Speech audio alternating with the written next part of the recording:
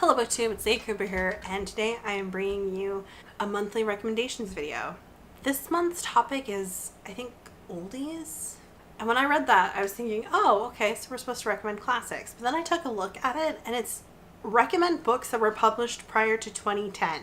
And then I had this moment where I thought, oh my god, books published before 2010 are considered oldies.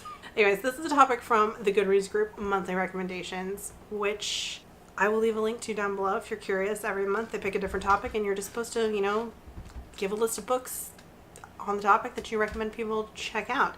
So that's what I'm going to do. I'm going to try to pick not just classics.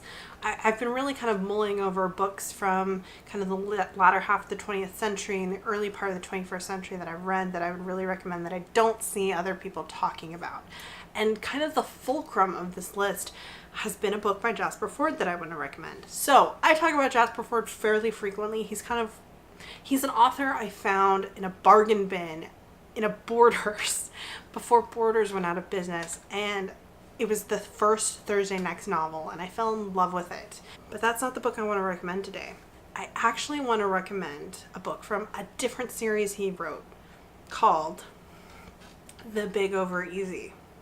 Now, he's only written 2 books in the series, so basically I think it's effectively dead. The Big Overeasy is just fantastic. It's a Jack Sprat novel, and it's a hard-boiled mystery novel.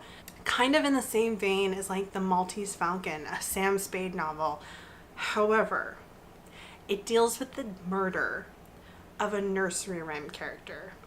And Jack Sprat is a detective in a world where basically nursery rhyme characters just don't realize that they're not alive, and that act of them not acknowledging their own inexistence means that they exist. And it is just fantastic. So this first book, The Big Overeasy, is Jack Sprat investigating the murder of Humpty Dumpty. And it's so good. It's so absurd. It's so ridiculous. But it's so good. And it's on my list of books I desperately want to reread. So you should check it out. And I definitely know it came out before 2010. I'm almost positive. Now I'm second guessing myself. I really hope it came out before 2010. Anyways, let's move on to, coincidentally, The Maltese Falcon, which I have put back in storage. I reread this book recently, which has had a profound effect on my writing. I quite like it. Sam Spade's a bit of a bastard, but it works. A lot of the characters in this book are not particularly likable. The mystery's fun though. The writing is crisp, tense, and it's just a good, hard-boiled noir novel. It's a classic for a reason. There's definitely a gay character in this book. They're treated with homophobia because Sam Spade is definitely kind of homophobic. He's also a bit of a bigot towards Italians, but that's part of Sam Spade is an anti-hero, which becomes more and more apparent the longer the book draws out, which makes it just kind of interesting. If you're a mystery fan, and you haven't read this, I would highly recommend you pick it up. The next thing I wanted to recommend was like a children's book, because there's a lot of older children's novels that I read that I really love and I still think back on fondly. It's hard to recommend any of these just because it's been so long since I've read them and I read them as a child. Therefore, I didn't read them with the same critical lens that I would read them now. So that caveat aside, a couple of my favorite older children's books. You have the obvious A Wrinkle in Time by Madeleine L'Engle, which I only remember in brief snatches, but is a book that has cemented itself in my mind as a classic. And there is a movie coming out that looks so good. Like, the witches, Oprah is playing one of the witches, Mindy Kaling is playing one of the witches, and I want to say Reese Witherspoon is the other witch, and Chris Pine plays the father who's been lost. I'm so excited for it. Like, I'm so excited for this movie. I will leave a link to the trailer down below to get you excited. And if you haven't read this book, I would highly recommend you run out and go read it. It's a kid's book and it's not very long, so it should be a really fast read. And it's just a piece of seminal children's literature that I desperately want to reread. I just don't own a copy of it, so I need to get it from my library before the movie comes out. Another classic children's book is Swallows and Amazons by Arthur Ransom, which I think was recently made into a movie, but I haven't seen it yet. This is just a classic story about summer holiday. You have two groups of siblings. I think there's like a mix of brothers and sisters, and then there's two sisters.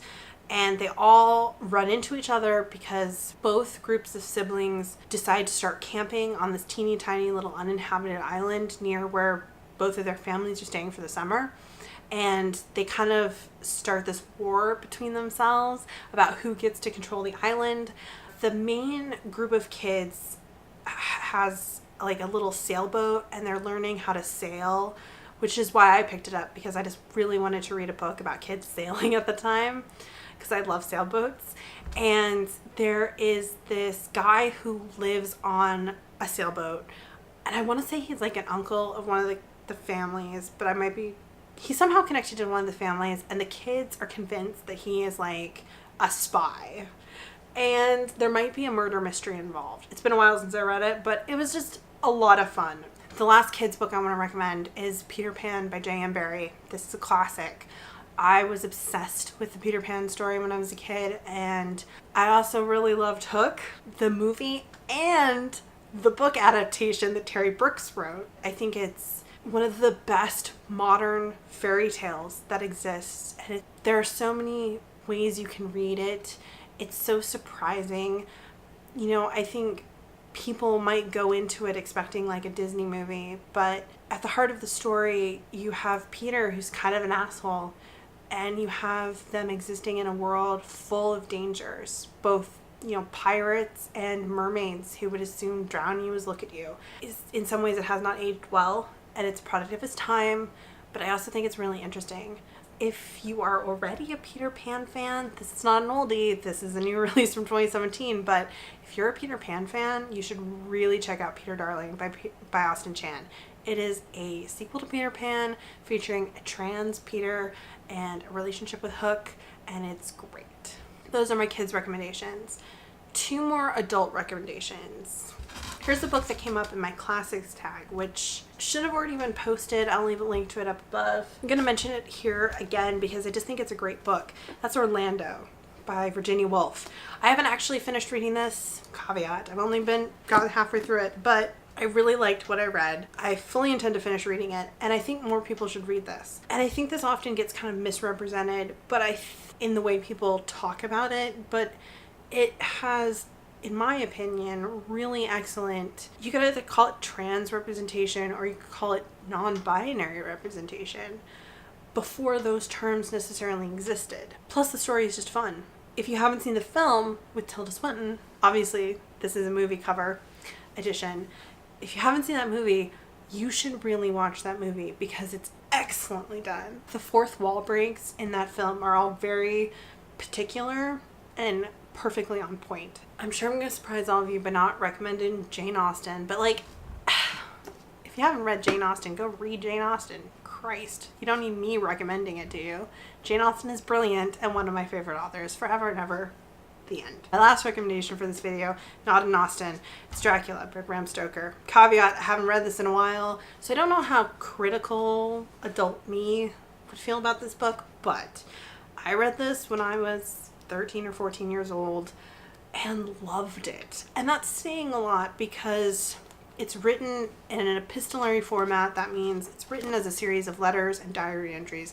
And I'm not super into that as a format, generally speaking. In small doses, it can be okay.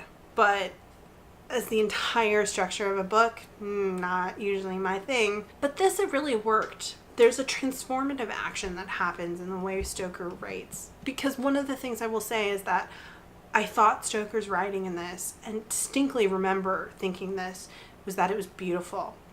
I read it maybe a year or two after I read Wuthering Heights, which to this day, I don't like Wuthering Heights, but I can say it is beautifully written. And both books stand out in my head as being masterfully put together. But there's something transformative in the way Stoker writes diary entries or letters, and where it starts out in a very formal tone as though it were nothing more than a letter or a diary entry, and you're telling the recipient or the journal what's happened.